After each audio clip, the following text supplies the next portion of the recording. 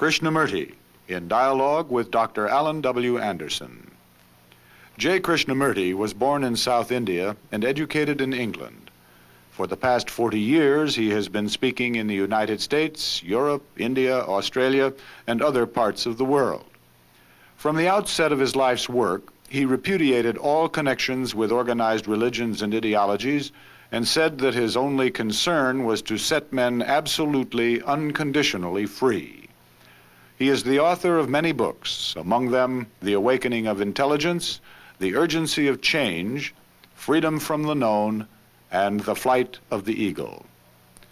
This is one of a series of dialogues between Krishnamurti and Dr. Alan W. Anderson, who is professor of religious studies at San Diego State University, where he teaches Indian and Chinese scriptures and the oracular tradition. Dr. Anderson, a published poet, received his degree from Columbia University and the Union Theological Seminary. He has been honored with a Distinguished Teaching Award from the California State Universities. Mr. Krishnamurti, I was wonderfully overjoyed in our last conversation. For myself, just as one who was trying in listening to you to learn something of his inwardness, to follow along the passage that we had made from fear through the points as we moved until we came to pleasure. And as we left off, we were still talking of pleasure. And I hope we can begin now to move along. Yes. We were saying, sir, weren't we? Pleasure, enjoyment, delight, and joy and happiness. Mm-hmm. And what relationship has pleasure with enjoyment and with joy and with happiness? Is pleasure happiness? Is pleasure joy? Is pleasure enjoyment? Or is pleasure something entirely different from those two? In English, we think we make a distinction between pleasure and joy without necessarily knowing what we mean. In our use, in our employment of the words, we will discriminate sometimes. We think it odd to use the word pleasure rather than joy when we think that joy is appropriate. Yes. The relation between the word please and pleasure interests me very much. We'll say to a person, please sit down, and usually that would be thought of Have the pleasure to sit down. Yes, it's not a request. Please yourself to sit down. It's an invitation, not a request. Not quite. Be pleased to sit down. Be pleased to sit down. It's be pleased to be seated. Yes. Yes. Yes, like in Italian, French, so on. Yes. Right. So within pleasure itself, the word pleasure, there's the intimation of joy, intimation of it that is not strictly reduced to the word. I would like to question whether pleasure has any relationship with joy. It would, well, not in itself, I take it you mean. Or even beyond the word. Is there a line or a continuity of pleasure to joy? Is there a connecting link? Because what is pleasure? I take pleasure in eating. I take pleasure in walking. I take pleasure in accumulating money. I take pleasure in, I don't know, dozen things. Sex, hurting people, sadistic instincts, violent. They're all forms of a pleasure. I enjoy, I won't use the word enjoy, I take pleasure in and pursue that pleasure.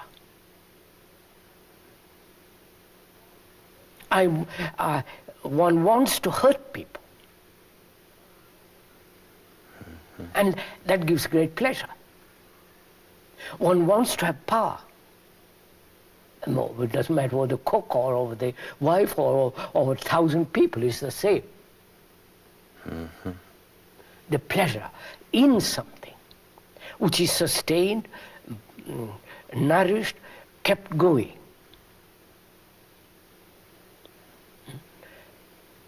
And this pleasure, when it is thwarted, becomes violent. Anger, jealousy, fury, wanting to break, all kinds of neurotic activities and so on, so on, so on. So what is what is pleasure, and what is it that keeps it going?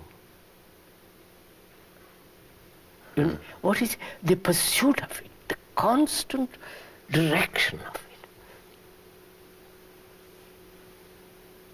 I think something in our first or second conversation, I think it was the first, is intimated here when we talked about the built-in necessity that one observes in a progress that is never consummated. It's just nothing but a termination and then a new start, but no consummation at all. No totality, no fulfillment. Filling full is what I mean by that. Yes, I understand, sir. But what is it that's called pleasure? I see something, beautiful, something which I enjoy, and I want it. Pleasure. Pleasure in possession. Take that simple thing. Yes. Which the child, the grown-up man, and the priest, and they all have this feeling of pleasure in possession. A toy, or a house, or possessing knowledge, or possessing the idea of God, or the pleasure the dictators have, the totalitarian brutalities, the pleasure. What is that pleasure? To make it very, very simple, what is that pleasure? Look, so what happens. There is a single tree on the hill. Green meadow, deer, and there is this single tree standing on the hill. You see that, and you say, how marvelous. You do not verbally, you say how marvelous to communicate to somebody. But when you are by yourself and see that, it is really astonishingly beautiful. The whole movement of the earth, the flowers, the deer, the meadows, the water, and the single tree with a shadow. You see that. And it's almost breathtaking. And you turn away and go away. Then thought says, how extraordinary that was. Compared with what now is. Yes. How extraordinary that was. I must have it again. Yes. Yes. Huh? I must get that same feeling which I had there for 2 seconds or 5 minutes. So, thought, see what has taken place. There was immediate response to that beauty, non-verbal, non-emotional, non-sentimental, non-romantic. Then thought comes around and says, How extraordinary, what a delight that was. And then the memory of it and the repetition, the demand, the desire for the repetition. When we go to performances, this happens with what we call the encore, doesn't it? Encore.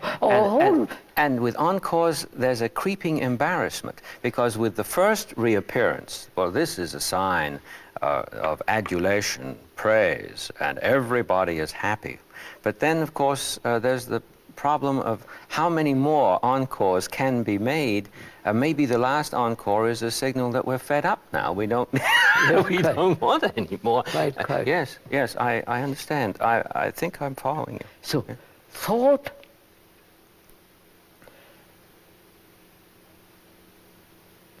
gives nourishment, sustains it, and gives it a direction to pleasure. Mm-hmm. There was no pleasure at the moment of perception of that tree, the hill, the shadows, the deer, the water, the meadow. The whole thing was astonishing. That was real, non-verbal, non-romantic and so on, perception. Mm-hmm. It has nothing to do with me or you, or it was there. Then thought comes from and says, memory of it, the continuing that memory tomorrow, and the demand for that, and the pursuit of that. And when I come back to it tomorrow, it's not the same. I feel a little bit shocked, a little bit, I said that I was inspired, now I must find means of getting again inspired. Therefore I take a drink, women, this or that. You follow the... Oh, yes. Do you think in the history of culture, the establishment of festivals would be related to what you're saying? Of course. It's the whole thing, sir. We live for... Well, in English, we have this saying, to live it up. The rest of the time, we're living it down. Down, yes. But there are... Mardi Gras, the whole... Yes, right. The whole business of it. So there it is. I see that. See what they say, sir? Pleasure is sustained by thought. Mm-hmm. Sexual pleasure. The image, the thinking over it, all that, and the repetition of it, and the pleasure of it, and go on, keep on, routine. Now, what a relationship, what is the place of pleasure or relationship to the delight of the moment? Not even a delight, it's something inexpressible. So is there any relationship between pleasure and enjoyment? Enjoyment becomes pleasure when thought says, I have enjoyed it, I must have more of it. Mm-hmm. It's actually a falling out of joy. Yeah, that's it. You see, sir? So pleasure has no relationship to ecstasy, to delight, to enjoyment, or to joy and happiness. Because pleasure is the movement of thought in direction. It doesn't matter what direction, but in a direction. The others have no direction. Mm-hmm. Pleasure and enjoyment, you enjoy. Joy is something you cannot invite. Happiness you cannot invite. It happens and you don't know if you're happy at that moment. It's only the next moment you say, how marvelous that was. So, see what takes place. Can the mind, the brain, register the beauty of that hill and the tree and the water and the meadows and end it. Not say, I want it again. Yes. This would take us back to that, what you've just said now would take us back to that word negation that we spoke of before. Because there has to be a moment when we're about to fall out. We're about to fall out. And what you're saying is the moment that about to fall out appears, something must be done. I'll show Yes, you. yes, You will yes, see it in a yes. minute, sir. You'll Yes, see what, yes, what extraordinary thing takes place. I see pleasure, enjoyment, joy, and happiness. See pleasure as not related to any of that, the other two, joy and enjoyment. So thought gives direction and sustains pleasure. Right. Now, I ask my mind asks, can there be non-interference of thought? Yes. Non-interference of thought in pleasure. I enjoy. Why should thought come into it at all? There's no reason at all. But it does. It does. It does. It does. Therefore, now the question arises, how is the mind, the brain, to stop thought entering into that enjoyment? Yes. Not to interfere. Therefore, they said, the ancients and the religious people, control thought. You follow? Don't let it creep in. Therefore, control it. The minute it raises its ugly head, whack it Whack off. it, whack it off. It's like a hydra. Then we get. It keeps on growing. Yes. Now, is it possible to enjoy, to take a delight in that lovely scene and not thought creep in? Is this possible? I'll show you, it is possible, completely possible, if you are attentive at that moment, completely attentive. You follow, sir? Which has nothing to do with screwing oneself up with muscular effort to focus in there. And No, just be wholly there. When you see the sunset, see it completely.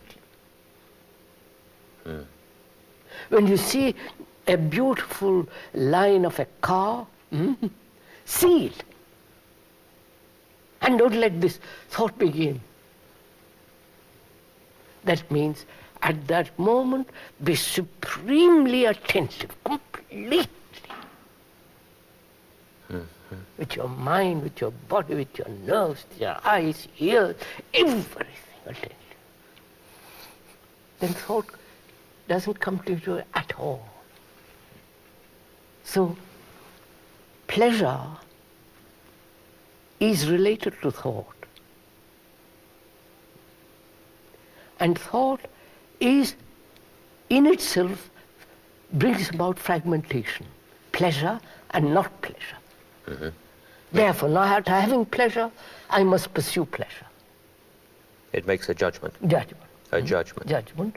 And the feeling of frustration, anger, violence, you follow? All that come into when there's the denial of pleasure. Which is what the religious people have done. They are very violent people. Because they have said no pleasure.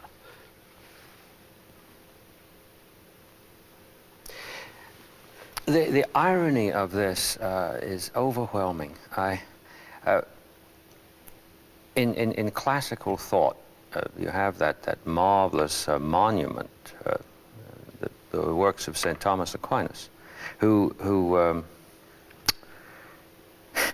never tired of saying in his examination of thought and the recognition of the judgment that one must distinguish in order to unite.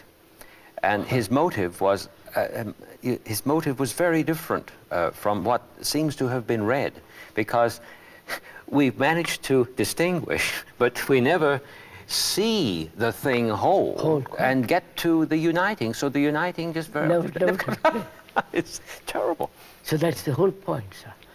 So unless unless the mind understands the nature of thinking, yes, really, very, very, very deeply, mere control means nothing.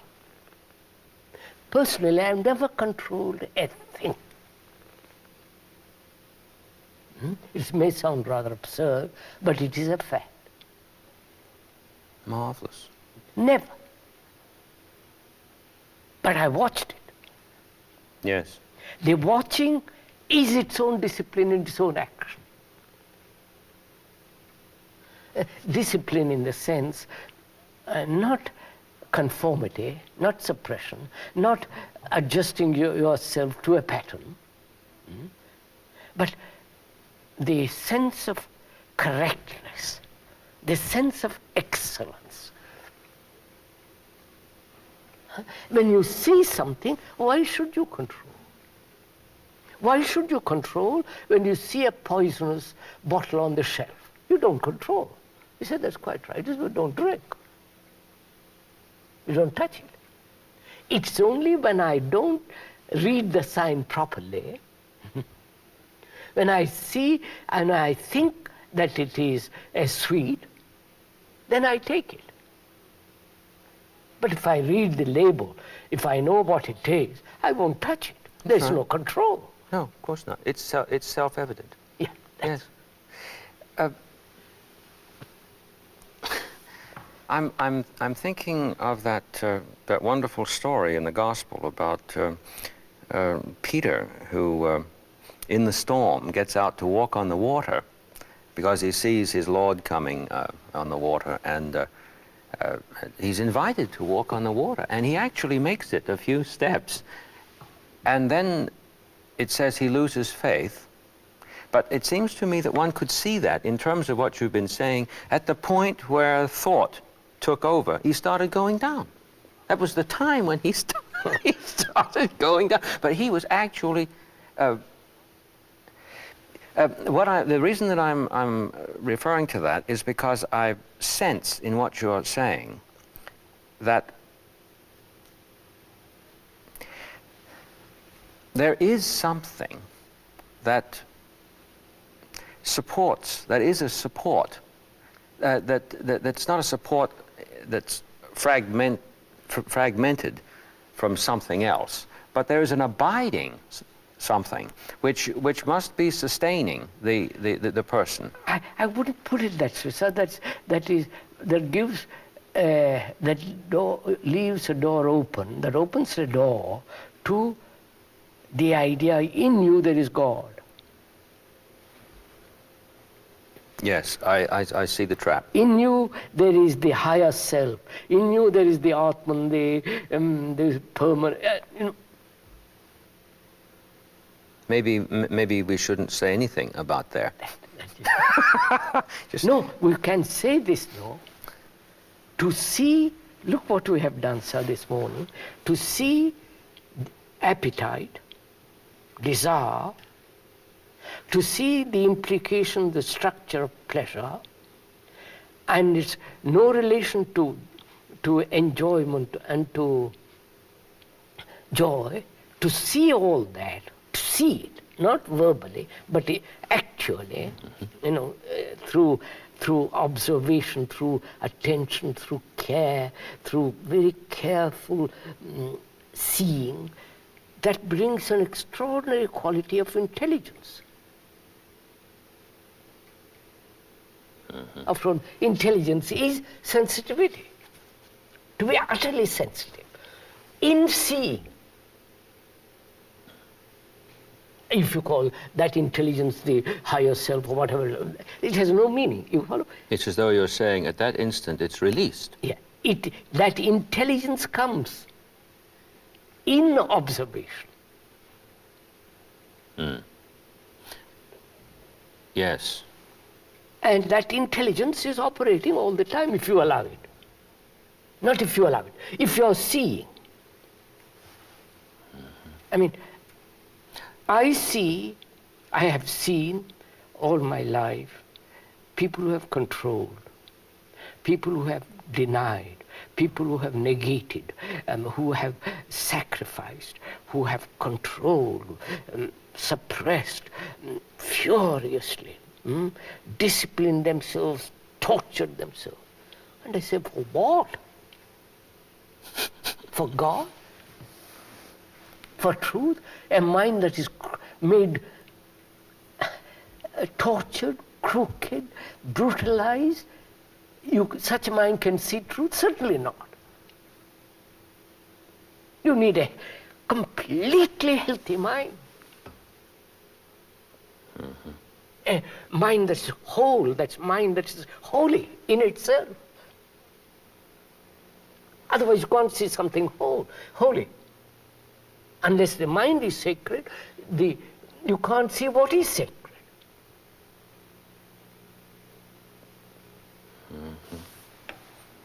So, and I said, sorry, I won't touch any of that. It's no meaning. So I don't know how it has happened that I've never for a second controlled myself. I don't know what it means. And yet, amazingly, you know what it is in others. Oh, obviously you can see it. So this is something that you're able to see without having gone through it. Yeah, without having gone through it. Now, this to me is profoundly mysterious. No, I don't mean in the sense of mystification. No. But I mean miraculous. No, not necessarily. I'll show you something, sir. Must I get drunk in order to find out what it is to be sober? Oh no! Huh? No. Can't No. I see a man who is drunk and say, for God, see the whole movement of drunkenness, what lies behind it, what he goes through. See it and say, I'm finished. Mm-hmm. But it seems to me in my listening to you that you're doing more than just observing that someone over there has fallen on his face. Therefore, No. you're right. There's something that's very deep here, Of course. at least to me, Yes, sir. that you've said. Control, in the very, very deep sense, is an activity, not a product. Yeah. And something that you haven't experienced that we would call normally intangible is nevertheless acutely present to you. Yes. And I take it that what you've said is that intelligence reveals that. Intelligence, if intelligence is allowed to reveal it. I think, sir, not allowed.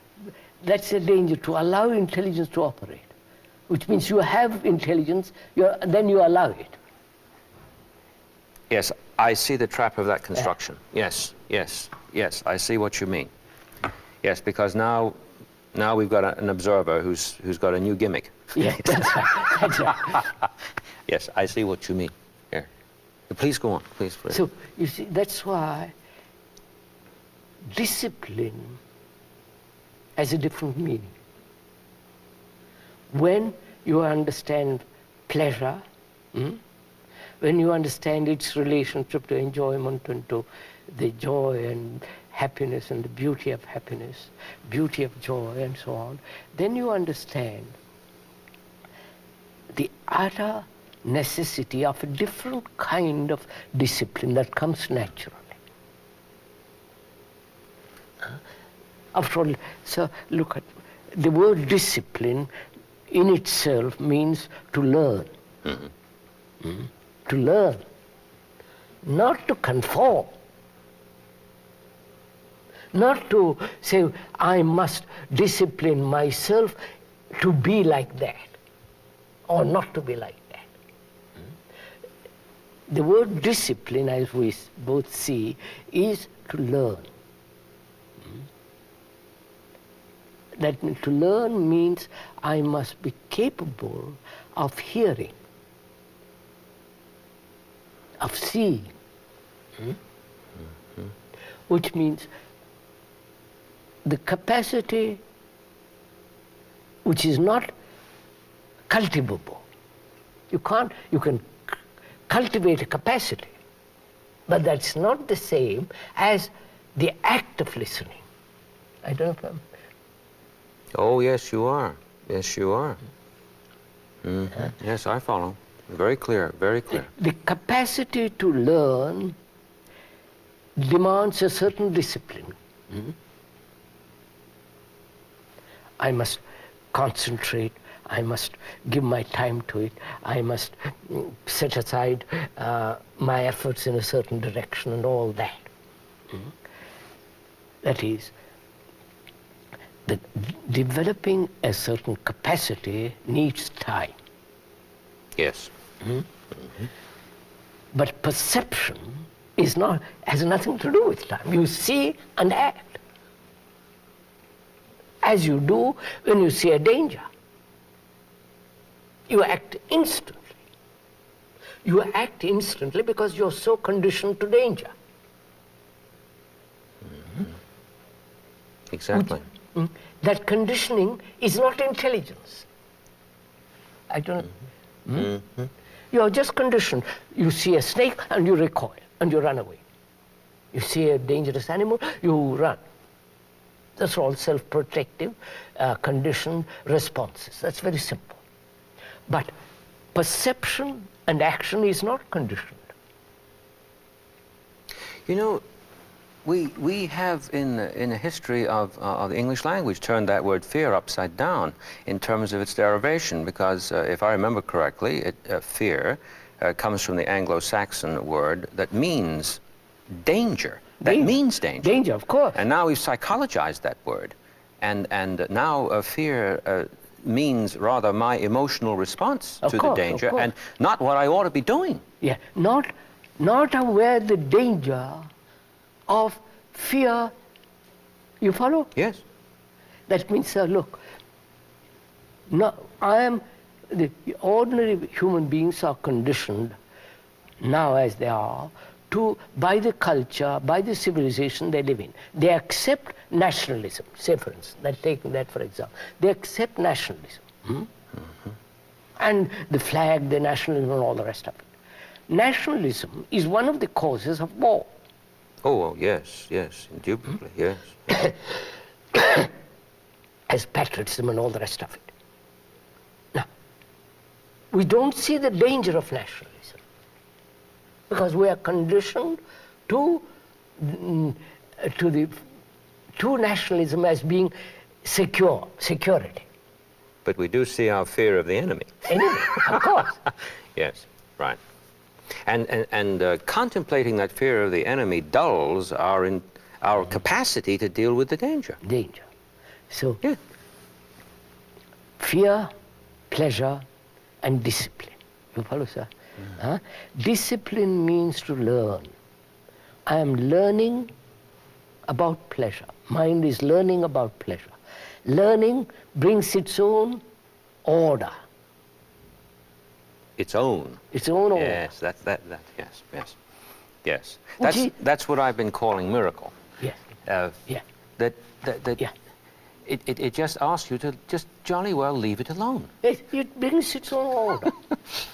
And that order, it says, don't be silly, control is out, finished.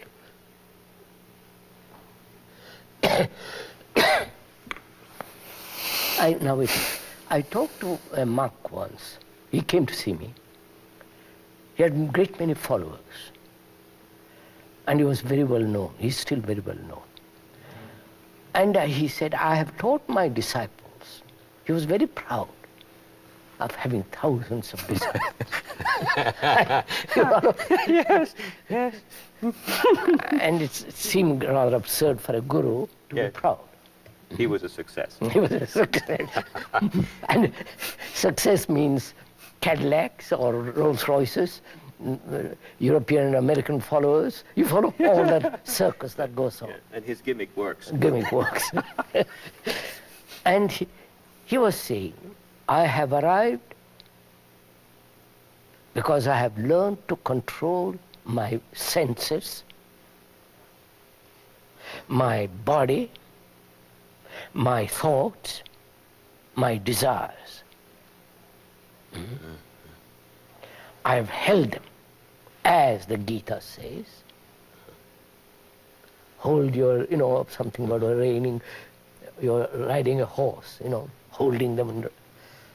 He went on about it for some length. I said, sir, what at the end of it? You've controlled. Where are you at the end of it? He said, what are you asking? I have arrived. Arrived at what? I have achieved enlightenment. Just listen to it. So follow the sequence of a thought of a human being who has a direction which he calls truth. And to achieve that, there are the traditional steps, the traditional path, the traditional approach, and he has done it. And therefore he says, I have got it. I've got it in my hand. I know what it is. I said, all right, sir. He began to be very excited about it because he wanted to convince me about being a big man and all that. So I said, I sat very quietly and listened to him. And he quieted down. And then I said to him, we were sitting by the sea, and I said, do you see that sea, sir? He said, of course. Can you hold that water in your hand? When you hold that water in your hand, it's no longer the sea.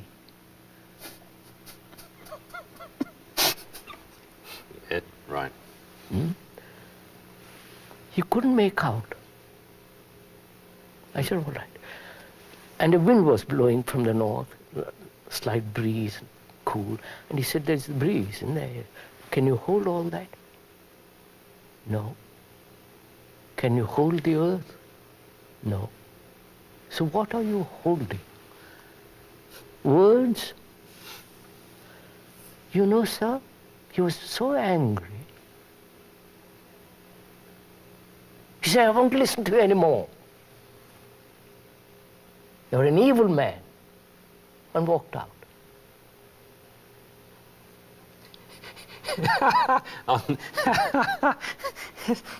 I was thinking of the absurd irony of that. All the time he thought he was holding on to himself, and he just let go as he got up and walked away. So you see, sir, that's what I mean. So learning about pleasure, about fear, really frees you from the tortures of fear and the pursuit of pleasure. So there is a sense of real enjoyment in life. Living then becomes a great joy. You follow, sir? It isn't just a monotonous routine, going to the office, sex and money.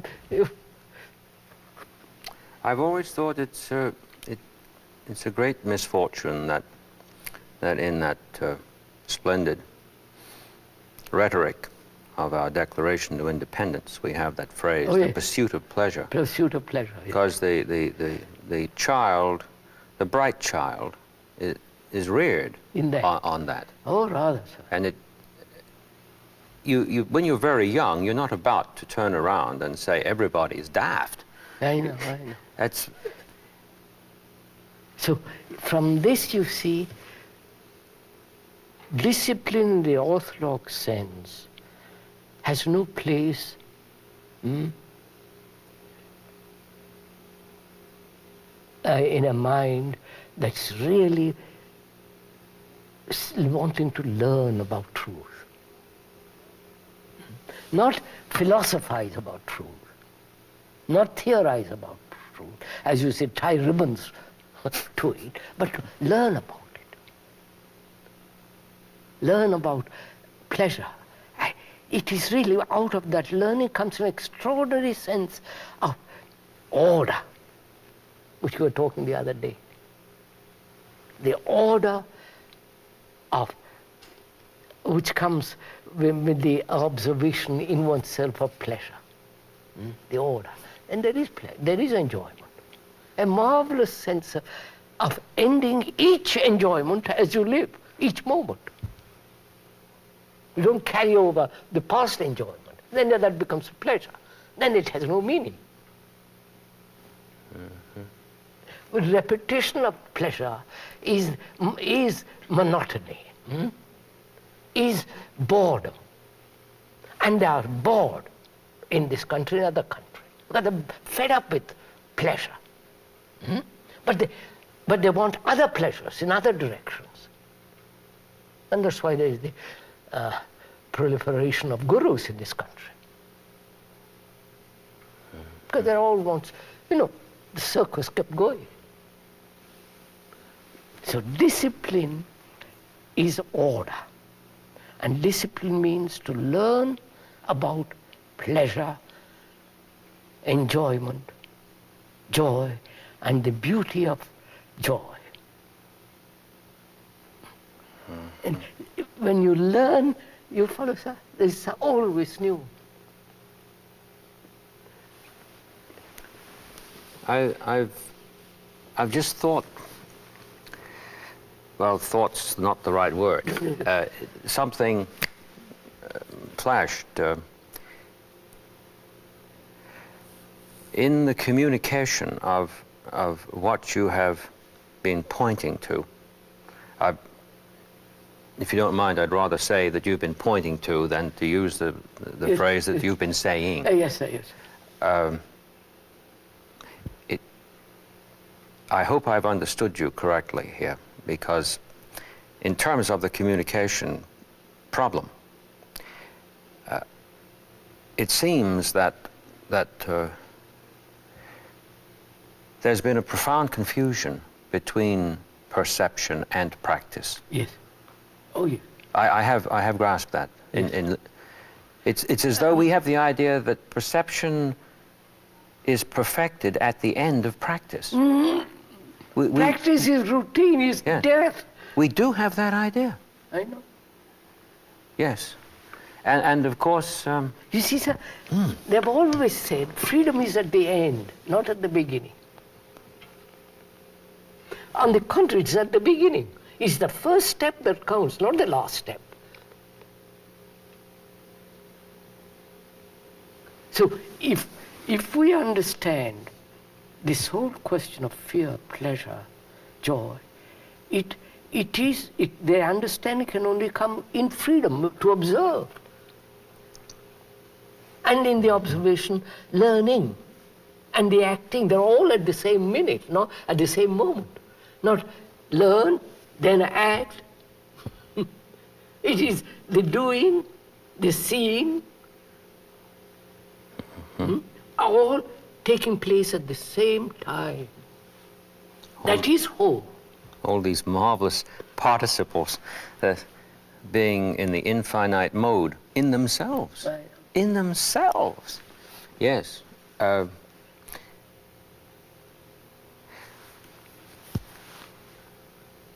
little while back, it occurred to me that if we paid attention to our language as well as to the flowers and the mountains and the clouds, Oh, yes. the language, not only in terms of individual words, but words in context, so that we would refer then to what we call usage, would, through perception, intelligence, disclose themselves completely. Right. We say, don't we, that one is pleased, one is joyed. But if we asked somebody, what have you been doing? And he said to us, I've been pleasing myself. We'd think that was a little odd. We wouldn't think it strange at all if you said, well, I've been enjoying myself. Yes, Now, then we don't mind that. That's right. But we don't pay attention to what we say to even... That's right, sir. As somebody said, I came back after lunch of meal, and somebody said, have you enjoyed your meal? And there was a man there who said, we're not pigs to enjoy. Oh, good Lord. No, seriously. Yes, exactly. Exactly. I suppose he must feel very righteous. What he denied himself during the meal. No, it is. So it's a question of attention, isn't it? Really? Yes. Mm-hmm. Question of attention. Whether you are eating or whether you are observing pleasure. The attention. That's a thing we have to go into very, very deeply. Mm-hmm. I don't know if there's time now. What it means to attend. Whether we attend to anything at all, or is only a superficial listening, hearing, seeing, which we call attending. Mm-hmm. Or the expression of knowledge in doing. Attention, I feel, has nothing to do with knowledge or with action. In the very attending is action. One has to go into this again, question of what is action? Because that's perhaps we can do it another day. Yes, I see a relation between what you've just said about action and what a few conversations ago we came to with the word movement. Yes. Ongoingness. And when you were talking about standing and looking at the tree on the mountain, I remembered when I was in Rishikesh, I was staying at one of the ashrams there, and actually the Vedanta Forest Academy. And when I got to my quarters, a monkey came and sat on the windowsill with her little baby. And she looked full into my face, and I looked full into hers, but I think she looked fuller into mine. I had that strange feeling that I was actually a human being being investigated, or as the students say today, being psyched out, you see, by this monkey, and it was a profound shock to me, and talking of monkeys, huh? I was in Benares, the place I go to usually. I was doing yoga exercises, half naked, and a big monkey with black face and long tail came and sat on the veranda. I closed my eyes and I looked, and there was this big monkey. He looked at me and I looked at her. It was a big monkey, so they're powerful things. And it stretched out its hand. And I walked up and held her hand. Like that, held it. held it. And it was rough, but very, very supple, extraordinarily supple. But rough. And we looked at each other. And it said, it wanted to come into the room. I said, look, I'm doing exercises, I have little time. Would you come another day? I kind of talked to it, come another day. So he looked at me, and I withdrew, went back. He stayed there for 2 or 3 minutes and gradually went away. Oh, Marvelous. Just marvelous. Complete active attention between you. there was no sense of fear. It wasn't afraid, I wasn't afraid. A sense of, This reminds me of a story I read about Ramana Maharshi, how when he was a young man, he went and lived in a tiger's cave, and was occupied by the tiger, and the tiger would come back after the hunt, and in the early hours of the morning, and sleep with him. To read that within the environs of our culture it starts, you feel undone when you read that. If you think for a moment you could allow yourself to believe it. But in the context of what we've been saying about the monkeys, and this marvelous story you told me, I wish I could have shaken the hand of that little mother with her baby. I wasn't ready to. No, I think it was really I don't know, there must have been a communication, there must have been a sense of friendship, without any antagonism, without any fear, without any... It looked at me, and I think attention is something not to be practiced, not to be cultivated. Go to a school to learn how to be attentive. That's what they do in this country and other places. Say, well, I don't know what attention is. I'm going to learn from somebody who will tell me how to get it. Then it's not attention. Speed reading, it's called. Speed, yes. 1,000 words a minute. Yes. So that's why I feel there is a great sense of care and affection in being attentive, which means diligently watching. That word diligent comes from leggere, of course, to read. To read exactly what it is, what is there. Not interpret, not translate it, not contrive to do something with it, but to read what is there. There is an infinite lot to see. There is tremendous lot to see in pleasure, as we saw. Oh, yes. And yes. To read it, and to read it you must be watchful, attentive, diligent, care. But we are negligent. The opposite, you are negligent. We say, yes, what's wrong with pleasure?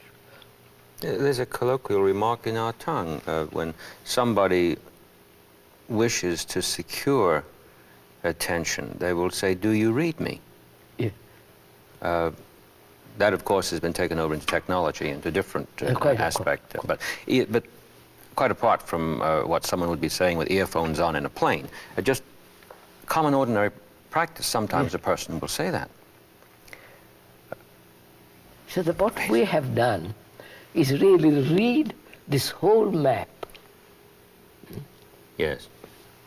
From the beginning of responsibility, relationship,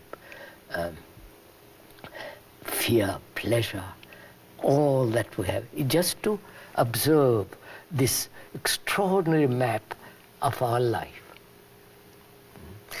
And the beauty of it is that we've been moving within the concern for the question of the transformation of man, yes. which is not dependent on Yes, knowledge or time, course. without getting worried about whether we're getting off the track. It is happening naturally. Yes, and that I take it is not a surprise to you, of course, but I'm sure that I'm sure it's shocking in terms of... And that's why also, sir, it is right to live with the company of the wise.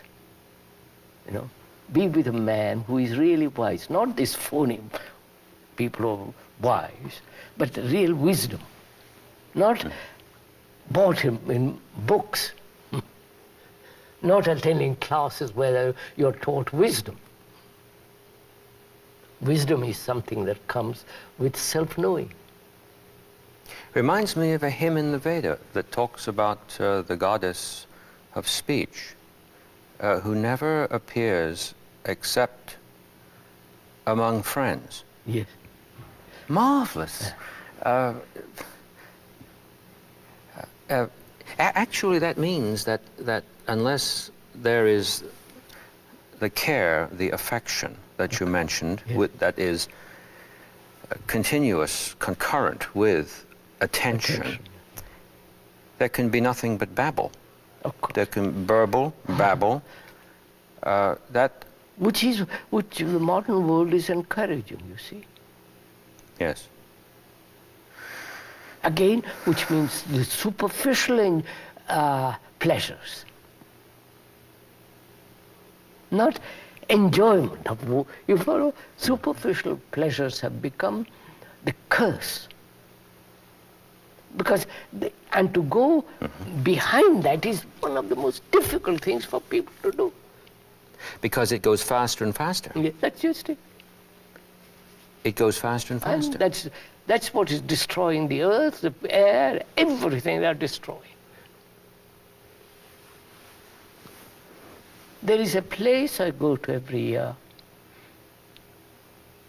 in India, where there's a school. It is, the hills are the oldest hills in the world. What a beautiful thing. Nothing has been changed. No bulldozers, no new houses. It's an old place with the old hills, and in there, amongst there is a school with which I'm connected and so on. And you feel the enormity of time. The feeling of absolute non-movement, which is civilization, which is all this Yes. circus that's going on. And when you come there, you feel this utter quietness, in which time has not touched it, time in the sense. And when you leave it and come to civilization, you feel rather lost. The sense of, what is all this about? Why is there so much noise about nothing? And that's why it is so odd and rather inviting and a great delight to see everything as is, including myself, to see what I am, not through the eyes of a professor, a psychologist, a guru, a book, just to see what I am and to read what I am. Because all history is in me, you follow? Of course. There's something immensely beautiful about what you've said. Yes. Do you think in the next conversation we have, we could talk Good about the point. relation of beauty to what you've Yes, said? yes. Thank you so much.